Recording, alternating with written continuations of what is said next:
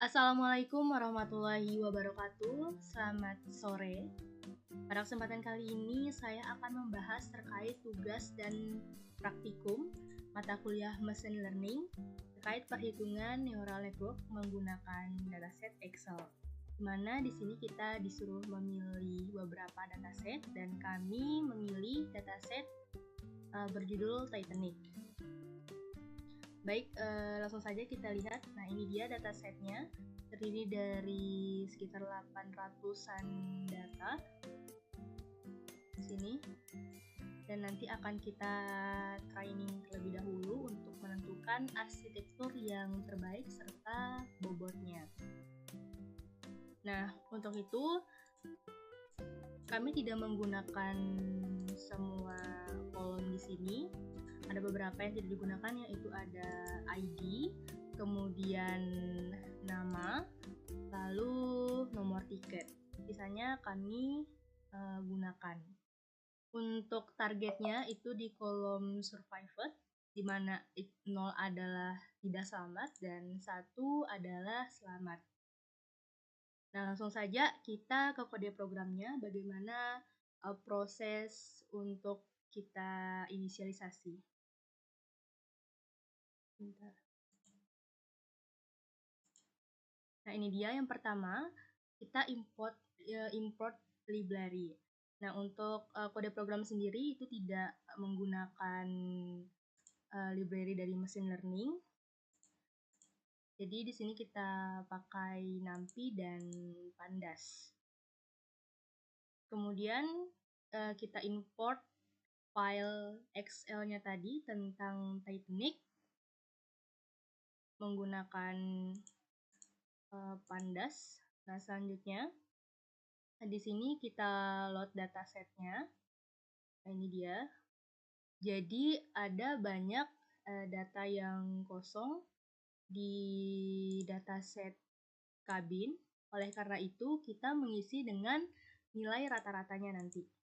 Di mana C85 ini jadi 85, kemudian C123 ini menjadi 123.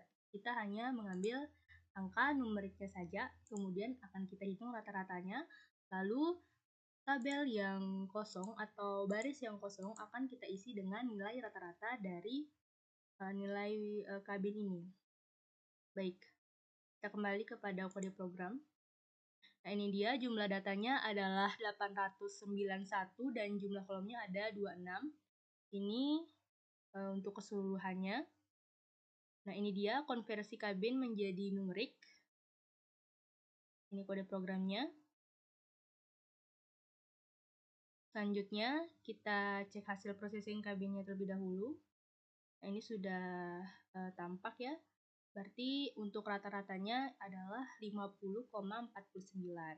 Jadi untuk kolom kosong kita isi dengan 50,49. Di mana nilai maksimumnya itu 148 dan nilai minimumnya itu 2,0 dan rata-ratanya ini.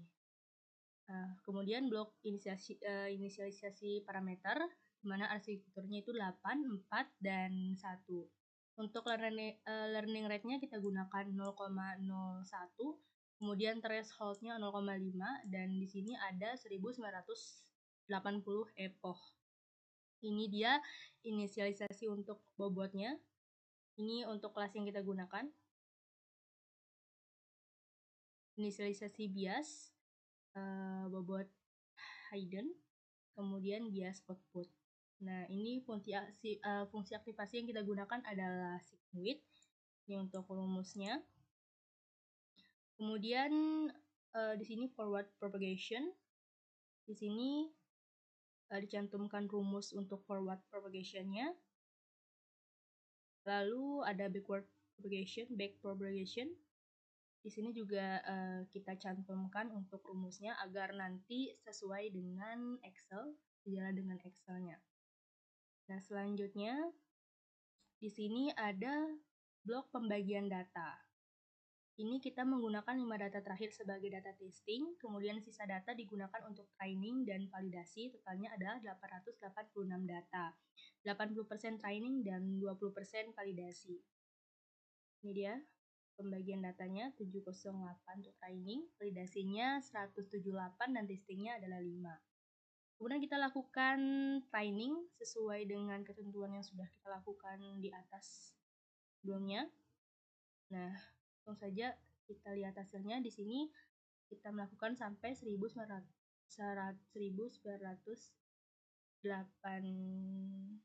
echo kalau tidak salah.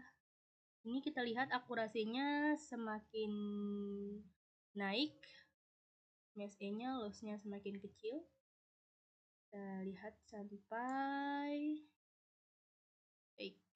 Ini di epoch ke half,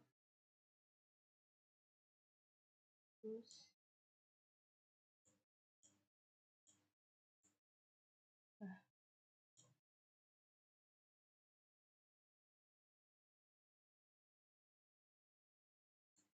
sampai akhir. Oke. Di sini di epoch 1980 akurasinya sudah sangat baik, sudah cukup baik untuk data asli tanpa normalisasi, yaitu 80,37%. Sekarang kita coba untuk validasi. Kita bisa lihat di sini kalau hasil validasinya itu akurasinya 79,775%. Dimana loss-nya 0,07 dan MSE-nya 0,14. Untuk blok testingnya sendiri di sini pada programnya kita dapat melihat bahwa hasil testingnya menunjukkan benar semua dari 5 data, benar semua. Dan akurasi testingnya itu 100%. Jadi model sudah cukup baik untuk mendeteksi pola dari data. Dan ini hasil prediksinya. Kita lihat kalau semuanya itu benar. Nah, ini rata-rata kabin. Kita cek. Baik, ini dia untuk kode programnya. Selanjutnya saya akan menjelaskan bagian Excel. Nah, untuk data yang digunakan itu hanya menggunakan 2 data. Kita gunakan yang nomor 1 dan nomor 3. Kemudian untuk data testingnya kita pakai 2 juga. Dimana dan ini target 0 itu sama dengan 3 selamat dan target 1 sama dengan selamat. Nah, ini dia untuk keterangan dari kolom atau klasifikasi yang kita gunakan. Yaitu ada kelas tiket penumpang, dimana 1 itu adalah kelas atas, 2 itu kelas menengah, 3 itu kelas bawah. Kemudian ini jenis kelamin penumpang, ada male, female. SBSP, jumlah saudara kandung. Pers itu jumlah orang tua atau anak yang ikut di kapal atau keluarganya. Kemudian tiket itu ini tidak digunakan. Ini kabin, nomor kabin penumpang, banyak data yang kosong. Makanya kita pakai processing. Kemudian di sini embarked, pelabuhan tempat naik kapal. Kita langsung ke bagian training dataset. Nah, ini untuk inisialisasi bobotnya dan bias serta learning rate ini sesuai dengan yang ada di kode program kita tadi.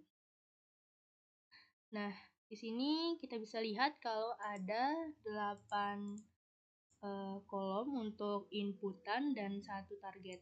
Untuk target ini sendiri kita mengambilnya dari dataset aslinya, target survivor. Baik, ini inisialisasi bobot awal, forward propagation itu dimulai dari inisialisasi bobot semuanya, kemudian menghitung ZH1 atau sum dari ini W1H1 sampai W8H1, kemudian ditambahkan dengan bias. Dilanjutkan juga begitu caranya untuk perhitungan ZH2 atau hidden 2. Setelah itu sebelumnya kita sigmoid terlebih dahulu. Ini untuk rumus sigmoidnya 1/1 eksponensial. eksponensial min nilai dari ZH1-nya atau nilai dari ZH-nya. Nah, untuk caranya itu sama semua sampai dengan H4 sigmoid. Nah, untuk ini sendiri caranya caranya juga sama, tapi yang dia lebih sederhana, ya ini adalah dari hidden ke output. Kita bisa lihat. Nah, ini dia untuk alur rumusnya. Jadi jadi H1 sigmoid dikalikan dengan WH10, kemudian H2 sigmoid dikalikan dengan ditambah kemudian H2 sigmoid dikalikan dengan WH20, kemudian ditambah lagi H3 sigmoid dikalikan dengan WH30 dan seterusnya, baru ditambahkan dengan bias.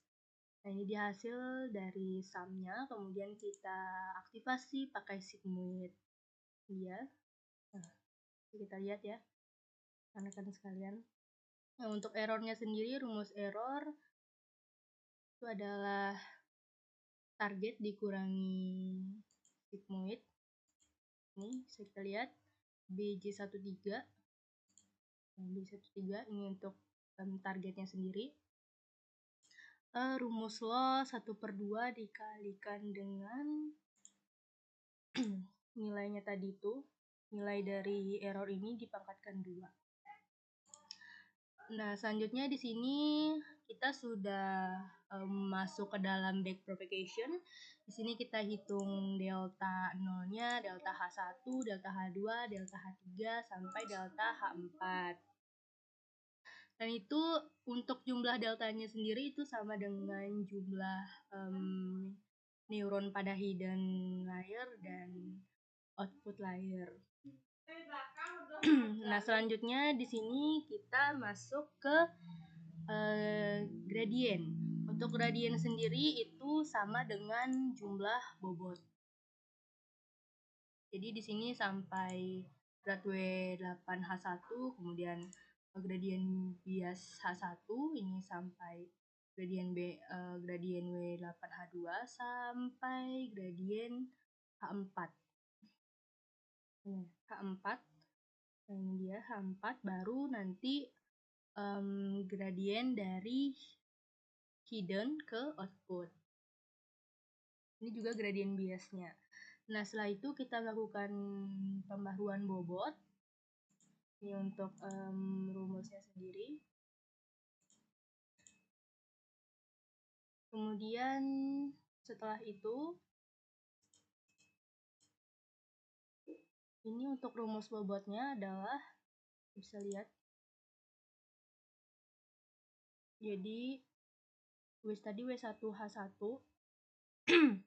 berarti W1H1 dikurangi dengan learning rate. Jangan lupa kita kunci dulu untuk learning rate-nya, kemudian dikalikan dengan gradient. Tadi sempat terpotong untuk videonya, kita lanjutkan. Untuk perhitungan W barunya itu sama seperti tadi. Ini rumusnya. Kemudian ini tadi saya sempat menjelaskan. Lihat L13 itu berarti bobot lama dikurangi dengan learning rate, dimana kita kunci dulu, kemudian dikalikan dengan gradient dari W1H1 ini. Gradient W1H1 ya, ini. Untuk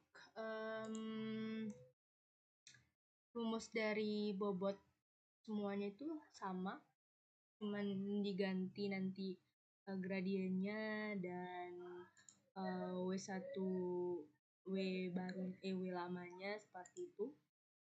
Untuk rumus biasnya juga sama, dia dikali dengan bias lama dikurangi dengan learning rate dan dikalikan dengan gradient dari BH1. Ini sama rumusnya semua. Nah, selanjutnya di sini kalau untuk hidden ke output. Sama rumusnya cuman sederhana. Dia perbedaannya di bagian perkalian ya. Kalau dia pakai H1 atau H1 sigmoid, kita bisa lihat H1 sigmoidnya. Nah ini, oh iya, dia pakai WH1 lama maksudnya. Dia pakai WH1 0 lama, kemudian dikurangi learning rate, kemudian dikalikan dengan gradiennya, gradien dari W1 gradien bentar. Nah, W1 H10. Jadi caranya sama ya, maaf tadi saya salah. Untuk rumusnya itu sama semua sampai sini. Untuk kelasnya sendiri itu ini. Untuk rumus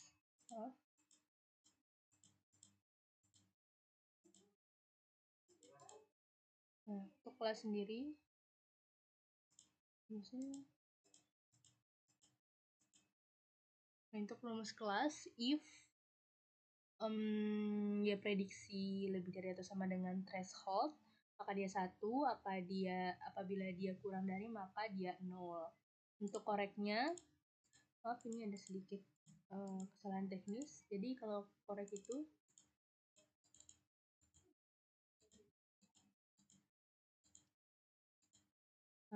itu if kelasnya sama dengan target maka dia 1, dan apabila tidak sama dengan target maka dia 0. Nah, untuk di sini saya menggunakan hingga 300 epoch dengan akurasi 50%. Dengan akurasinya adalah 50%. Nah, kita langsung coba saja ini untuk data testingnya seperti yang ada di sheet 1 tadi. 45 ya, kita lihat ini targetnya 11. Nah ini dia, ini targetnya 11, data 4 dan 5. Kita lihat hasilnya. Nah di sini akurasinya adalah 100%, artinya model berhasil menilai, berhasil memprediksi benar jawabannya. Dimana ini 1, artinya Y prediksi sama dengan target, seperti itu. Nah, untuk nilai dari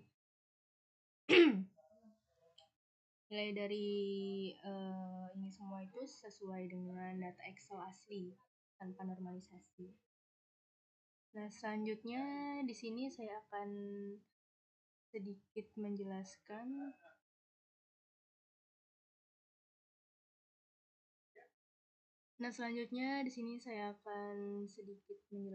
untuk perhitungan manualnya, rumus manualnya. Sebentar. Ini alurnya kurang lebih sama seperti yang saya jelaskan di Excel. Nah, ini dia untuk rumusnya sama. Untuk rumusnya sama juga. Ini rumus gradien, rate bobot, dan rumus loss, korek, dan sebagainya. Baik, mungkin demikian yang dapat saya sampaikan. Terima kasih. Wassalamualaikum warahmatullahi wabarakatuh.